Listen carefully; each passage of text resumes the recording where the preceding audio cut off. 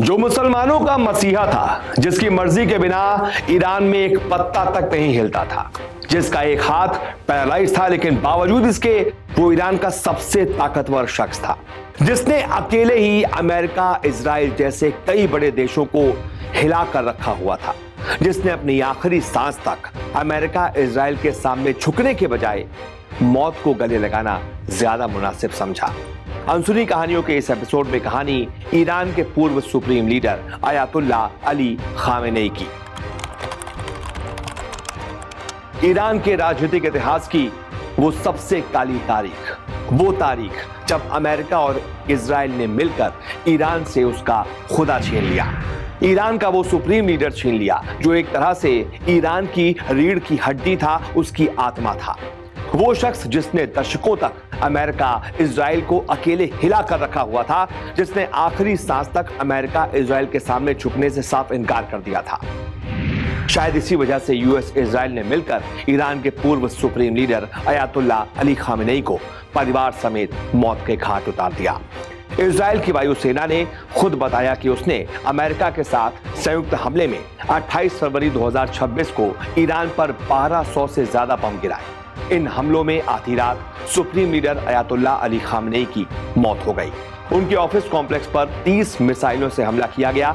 हमले में खामेनेई, उनकी बेटी, दामाद, बहू और पोती समेत कॉम्प्लेक्स में मौजूद 40 कमांडर्स भी मार दिए गए। हमले के समय खामेनेई कमांडर्स के साथ मीटिंग कर रहे थे, तभी अचानक हुए इस हमले में खामेनेई का खात्मा हो गया। खामेनेई ईरान के सबसे पावरफुल शख्स थे। मिलिट्री से लेकर इकोनॉमी और डिप्लोमेसी तक में उन्हीं की चलती थी। एक तरीके से अयातुल्लाह अली खामेनेई की मंजूरी के बिना ईरान में एक पत्ता तक नहीं हिलता था। खामेनेई का जन्म साल 1939 में ईरान के उत्तर पूर्वी शहर मशहद में हुआ। खामेनेई के पिता एक शिया धार्मिक गुरु थे। वो खुमैनी शाह की नीतियों के खिलाफ थे और इस्लामी शासन की वकालत करते थे। 1963 का साल आता है जब खुमैनी के खिलाफ भाषण देने पर उन्हें गिरफ्तार भी किया गया।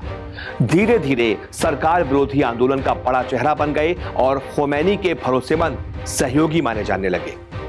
1979 में ईरान में इस्लामी क्रांति हुई और शाह की सरकार गिर गई। खुमैनी देश लौटे और नई इस्लामी सरकार बनाई।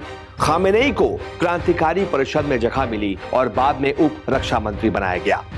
फिर 1981 में तेहरान की एक मस्जिद में भाषण के दौरान खामेनेई पर बम हमला हो गया। उसी साल एक और बम धमाके में तत्कालीन राष्ट्रपति की मौत हो गई। इसके बाद हुए चुनाव में खामेनेई भारी बहुमत से जीतकर ईरान के तीसरे राष्ट्रपति बने।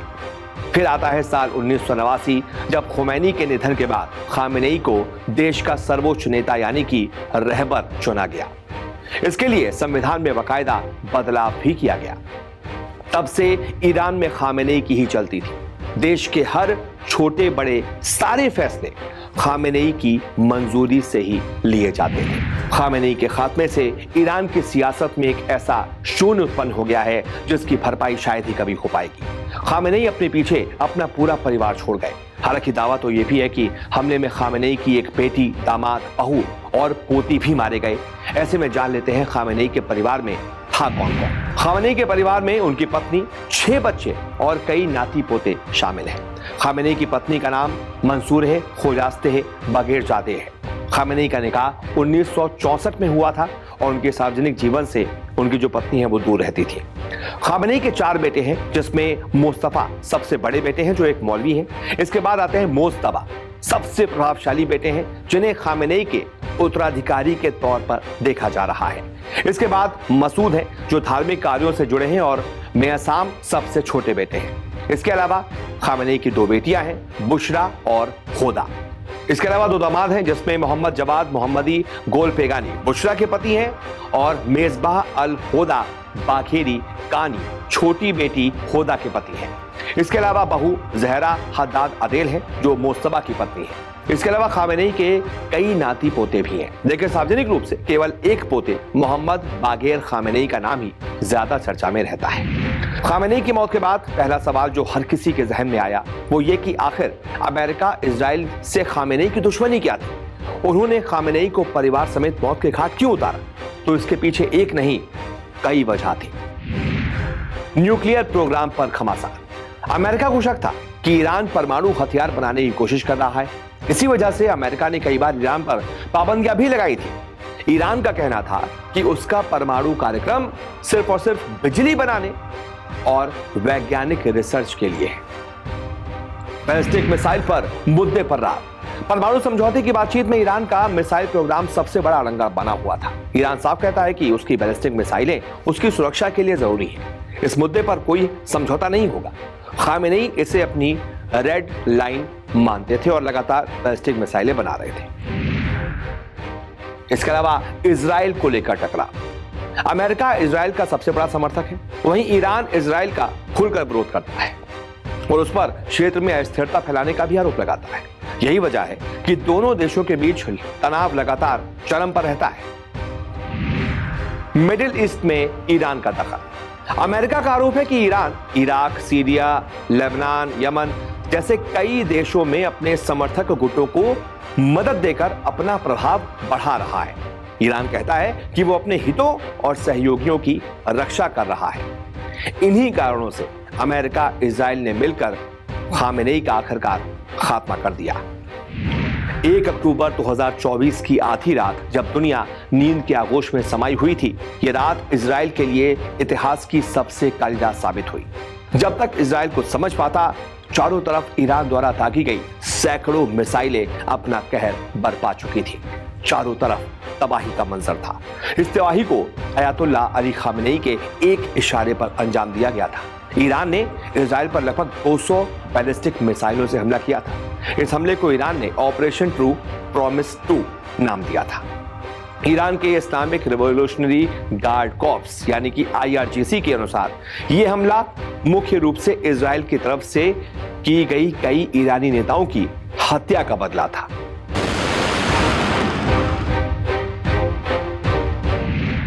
जिसके एक इशारे पर ईरान ने इजराइल में तबाही मचा दी, जिसके एक फैसले ने इजराइल के हमले का मुंहतोड़ जवाब दिया, जिसका एक हाथ पैरालाइज्ड है, उसके बावजूद वो ईरान का सबसे पावरफुल इंसान है, सबसे पावरफुल नेता है, जिसकी मर्जी के बिना ईरान में एक पत्ता तक नहीं हिलता, जो 30 सालों से ज्यादा समय से ईरान का सुप्रीम लीडर है। अनसुनी कहानियों के इस एपिसोड में कहानी अयातुल्लाह अली खामेनेई की।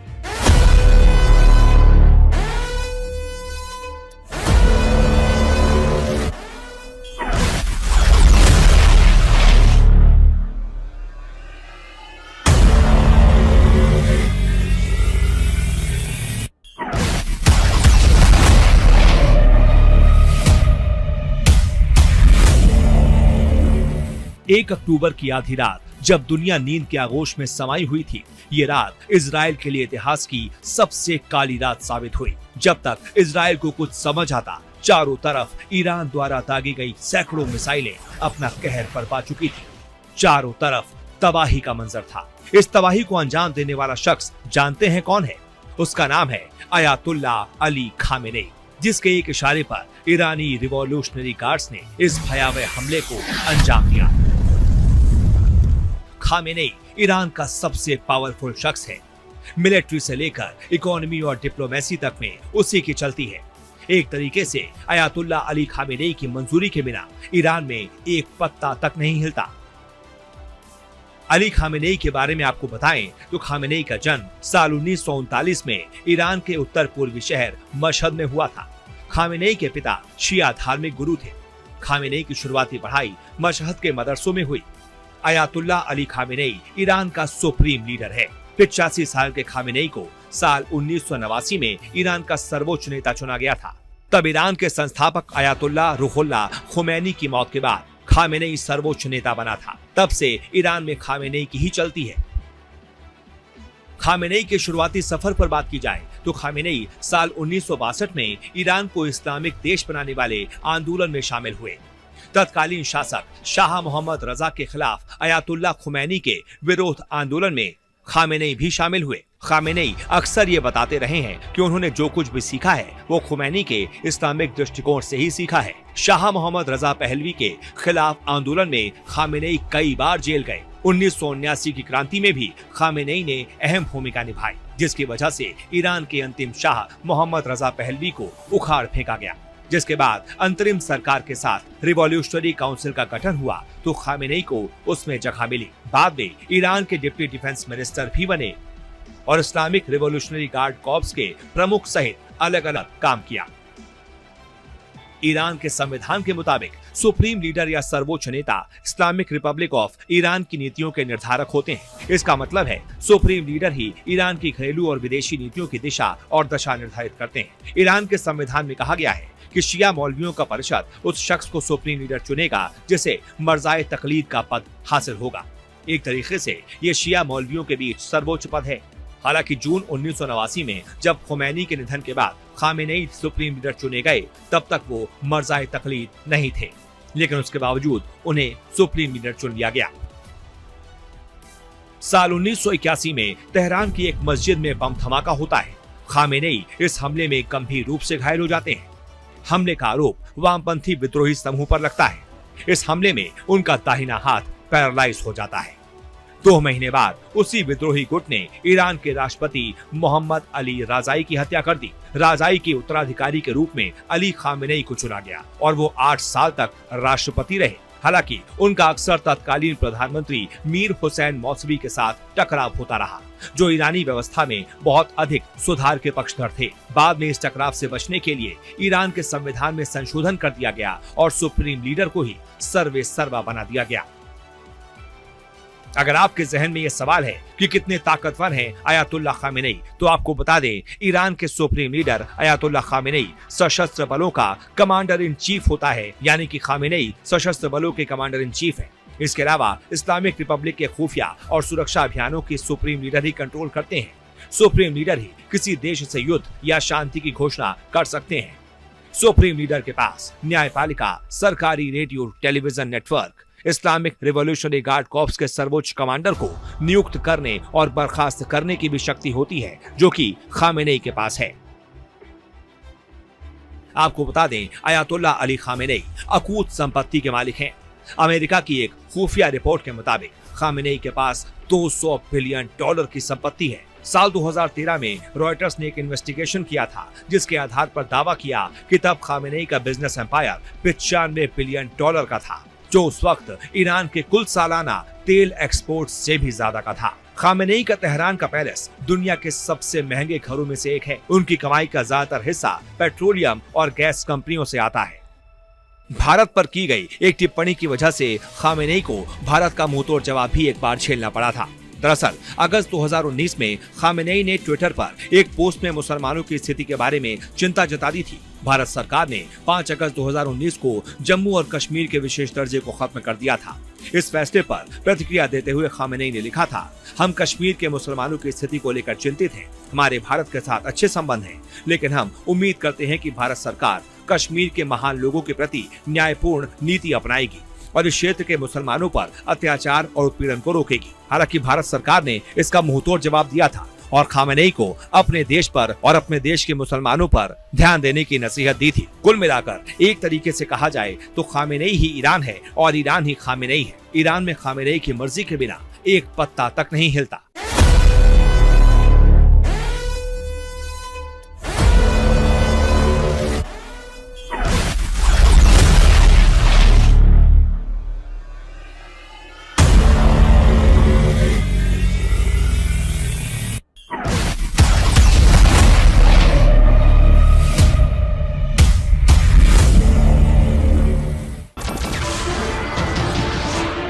नमस्कार, मैं हूं मानक गुप्ता। अगर आपको हमारा ये वीडियो पसंद आया हो तो इसे लाइक और शेयर जरूर करें और हाँ, हमें सब्सक्राइब और फॉलो करना ना भूलें ताकि आप देश और दुनिया की कोई खबर मिस ना करें। तो जुड़े रहिए हमारे साथ और देखते रहिए न्यूज़ 24।